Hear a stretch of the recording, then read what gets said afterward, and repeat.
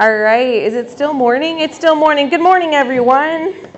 So I think I'm a little bit of a lighter topic, and you're not allowed to ask any questions, so this should go quite quickly. My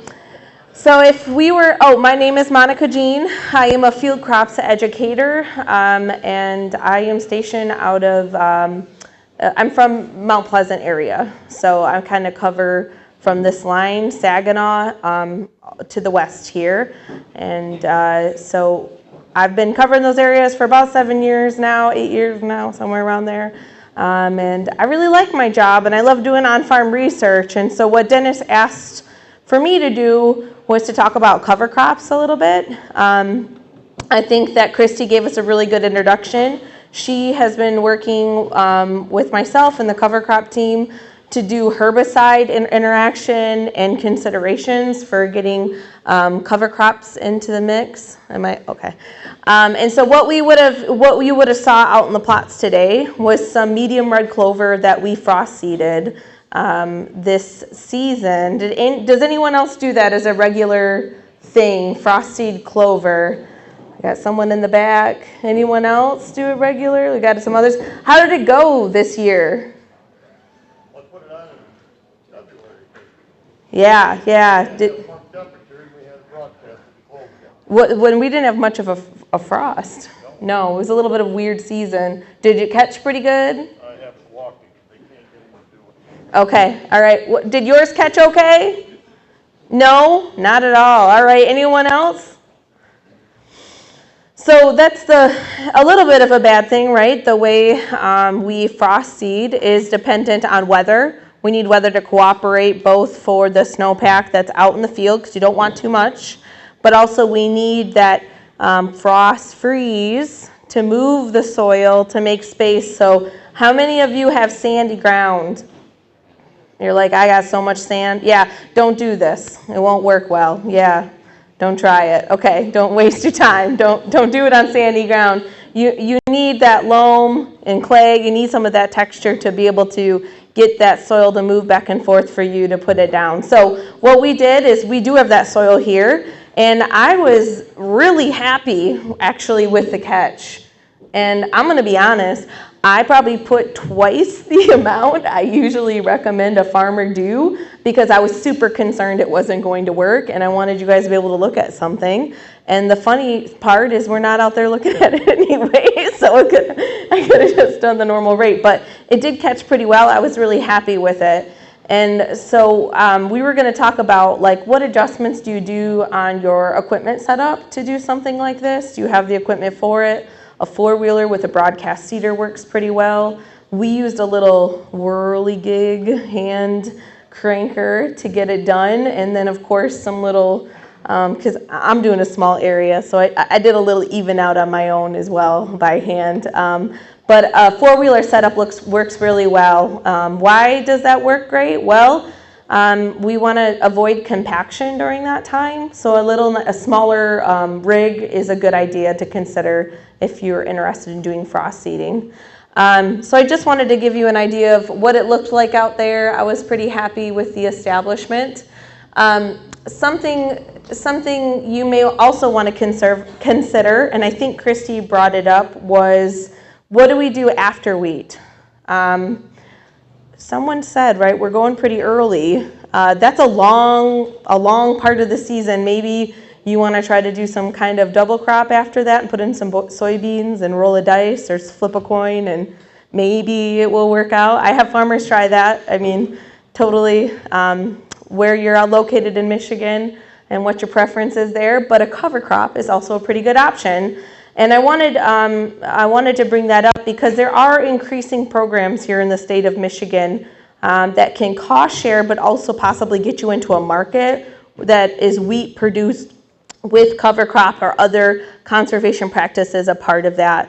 One of the main ones that comes to mind is Farmers for Soil Health is a grant that's currently run through the corn marketing program that you can do a cover crop option for. Star of the West also has some programs, which you can ask them later about it, but they do also have some programs with wheat, cover crop, and conservation practices. So if that's something you're looking into, and you were hoping to, get enrolled in some cost share, those are options for you as well. I can't hold all those things at once, so sorry while I move backwards. But what are some good reasons why we may do a cover crop? Why do you like doing cover crops? You can yell them out. Anybody? A nice plow down, so like a nitrogen credit. You guys take a nitrogen credit for that. Do you pretty well know what you credit, or do you do a test? Okay. So I would say if you're new to it, doing a pre-hydrate nitrate test on that stand before you plow it down or terminate is a good idea to get an idea of if you want to take that credit on your nitrogen the following season. Anybody else do any other cover crops post wheat that you want to bring up? No-till corn into it the next spring. Oh, no-till corn into it. Okay. Anybody else? Anybody do any radish oat kind of mixture afterwards? Yeah, that's pretty nice. It winter kills, or it's supposed to. You don't want to put that radish in too early, because then you can worry a little bit about flowering, right? And then maybe having radish for the rest of your life and for whoever takes it over after you. So that's one thing you want to make sure you're not too early. Mid-August would be nice. Early August. If you're not sure about when to put a cover crop in and how to stay kind of within those barriers, there is a cover crop selector tool here I'm going to show you too that you can utilize. Anybody else do any other? Dwight, don't you do some kind of clover mixtures? Clover. Yeah, a couple different clover, right? Do you put alfalfa in there too sometimes? Alfalfa? You throw that in there as well? Yeah. Four-way mix. Yeah, I thought you had a four-way.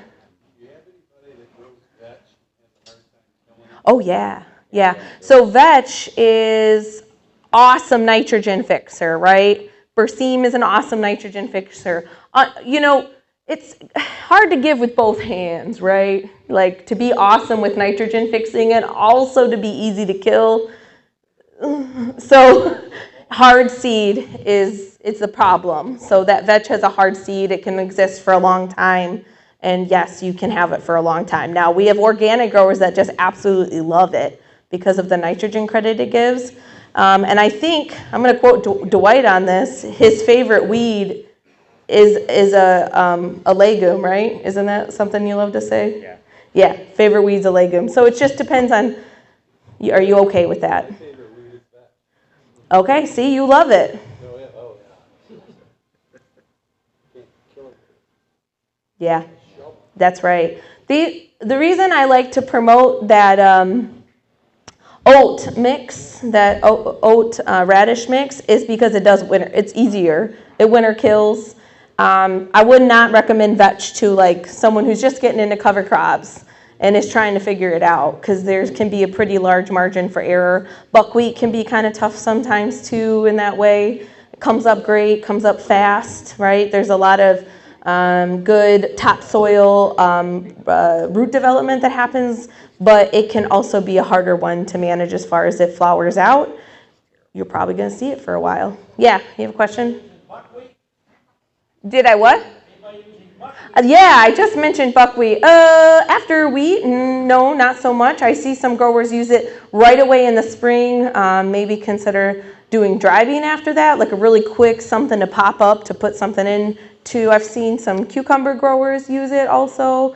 I think it just depends on what kind of system. It's a fast grower, like it's a good pop-up spring, but a little bit later in the season, right? You're not going to want to do that before like soybean or corn or anything like that. Not a good idea. Any other questions before I go to the next slide? Yeah. What about a storm Saginaw? Yeah, that loves heat, right? It's more of a southern-oriented plant. So something planted later in the season, like this August, as long as you think you have enough heat to grow that out, it is a lot of biomass. So if you have a plan to harvest it or do something with it, I think. Thinking about mowing it when it got 3-4 foot. Yep, that is an option. Yes, I have. I've worked with some potato growers that use it, and they do a series of mowing to keep that biomass kind of in a like a softer stage. It will break down a little bit easier and still get plenty of biomass out there for carbon. That is definitely an option. Yep. All right. I love these questions. I told them I'd be really fast. I probably shouldn't have said that. So one of the things why we promote cover crops is this is actually a picture of my own family's farm. So if I show bad photos, it's usually from our farm. I don't want to show bad photos from other people's farms, right? I'll take the credit for it, right? So erosion's are good. Cover crops can really help with that. Compaction's another issue. We're right by a dairy farm, and we are happy to take their manure. But some of the heavy equipment, right, some of our practices in the headlands can cause quite a bit of compaction. So thinking about using cover crops in some of those areas, maybe if those areas aren't producing as well, even deciding to plant a cover crop to try to break it up in season. Hoping for next year will be a little bit more operational for you. Some ideas. And we kind of went over that. So the cover crop tool, is anyone aware of the selector tool? Have you ever used it? Heard of it? Okay, so the Midwest Cover Crop Tool actually has a cool selector tool. It brings in the weather data from Michigan. I am the chair for Midwest Cover Crop Council for MSU Extension. We also have a cover crop educator, Madeline Solowski. And so we got a lot of good resources on here to help you. What it does is you can put in your system and it will give you recommendations of cover crops that will establish well based on when you plant, when you harvest. So if you're new and you're trying to plan it out and think through, great place to get on and check out. There's also a soil health school that kind of does some soil health evaluations. And if you are looking for more information on that, I'm going to switch over quick. And I just want to point out, there's recipes that we put on, and there is one for post wheat, going over this oat radish mix. And what I really like about these is it considers all these little like nuanced management systems that I think are really important to consider. And so if you're just getting into cover crops, and I think it's a good thing to look over all the little categories as far as fertility or lime or tillage or any of these things that can be affected by putting a cover crop in. All right. And we went over the selector tool. Anybody else do you want me to click into the selector tool? Are you interested? Yeah? Okay, let me just show one real quick. Sorry, horse field day, you guys should come. Let me get it closed out here so it stops dinging at me. There we go. All right, let's click in. All right, so let's go. We'll go with Michigan. Give me a county, any county. Saginaw is the one I heard. And anybody got a reason? You want to do erosion, grazing? Okay, I love it. Oh my goodness, lasting residue, there you go. All right, we won't, as you can see here, you can put in your drainage, your current crop residue, you can put a lot more information in. We're gonna go easy right now, just to move it along. So it's gonna pop up this little bar for you. It lets you know when's a really good time to go out and seed it, when's a maybe okay time. I have farmers tell me, well, I can do that way later. Well, it's on your farm and you know, right? We're trying to really give we feel really confident based on long-term weather data that this will establish for you. Of course, there's a give and take every season as far as the weather's going and what you know your soil is capable of, but we want to give some good certainty. So based on the preferences you give and your system, it's going to pop up different cover crops at the top of the page every time, because those are the best ones, and you can see the rating here. You know, it says 3, 2, so those are the ones that are good for that lasting residue or organic matter. All right? Yes? You ever list sunflowers in there, the little ones? Let me see. I will tell you that there are some things missing. I don't think there's sunflower. Sometimes I get asked on sunflower and some more novel ones. If we're not confident about seed availability, we won't put it on here. And that's because we want you guys to get on and look at this and know that you're most likely going to be able to source that seed. Some of those cover crops, fava beans, another one. There's some new clovers out there, and it's just all about seed sourcing, seed availability is our concern. But to help with that, we actually did develop a cover crop service provider directory. So if you're trying to source seed, you're trying to figure out what you want to do, or even get some assistance on your cover crop planting, we do have this new directory that you can refer to. It is open source, meaning that person had to enter their information for us to put it on here, right? So it's still growing. It gets updated very regularly. This is a great resource to turn to get help with that. And you're always welcome to reach out to me or Madeline about your cover crop questions. All right. I want to wrap it up here because I feel like I've been going for a little bit, and I don't want to take away, since Dennis took so long, wherever he is. Just kidding. Those are good questions. So there's a lot of great benefits, and one of the benefits is anyone been hearing more about carbon markets and trying to get into these markets where if you're capturing carbon, you put down cover crops, you could maybe get a little bit money on your farm for that kind of work. Anybody hearing about those? Oh, I know you guys are, because I get plenty of questions on it. So I wanted to touch base real quick. As far as storing carbon goes, cover crops is one of those inputs that we can do to increase that carbon source on the farm. And then, of course, we need that soil working for us, either to decompose and sequester carbon to be able to count towards those carbon credit and other programs that are out there. And we do have the potential for it here in Michigan. So we have, you can see the darker it is, the more potential you have to actually sequester that carbon. So you do see here, Michigan's in a pretty good place. If that's something you were considering out in your farm, you most likely have that potential if that's something you want to do. And so this is a little bit old, but the companies are correct on the top. I just went and take the numbers to the bank. And so there's quite a few companies out here. You may have even had some contact you. Just, I always recommend having a lawyer look over those contracts, just like I would if you had wind or solar or any other company come to you towards like signing a contract. And the reason I wanted to bring that up is there is a new research project coming out where we're looking for 25 farms to enroll, and we're going to be taking data around carbon and nitrogen and these practices we're doing on our farms that they are concerned about emissions and all those other those words. And the reason we're doing it is because there is not a novel data set on farm. And we want to verify what our practices are even doing. Do they even have those impacts? Maybe we're putting way more carbon down, or maybe we're using way less nitrogen than they think, right? Like how is our soil really functioning in the state of Michigan, depending on the rotation you have and the soil that you have.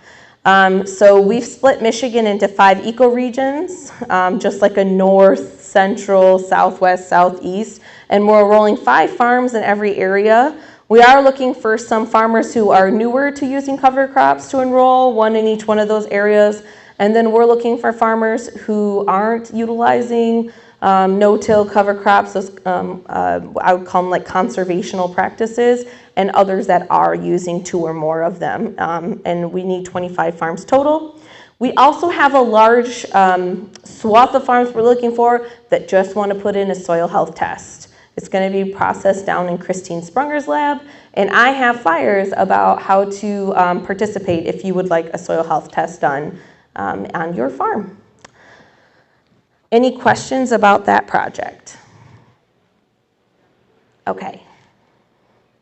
And one of the yen growers would have saw Bruno's data, I believe, but one of the things that goes along with participating in this program is that the modeling that Bruno Bazzo's farm does on yield stability and profitability on your farm, that's what you're looking at here, geospatially, we will be doing that on your farm too. So besides soil data you're getting back, go back to this quick.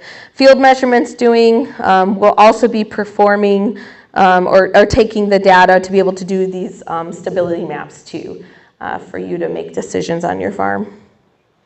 Okay, any questions or concerns? Yes?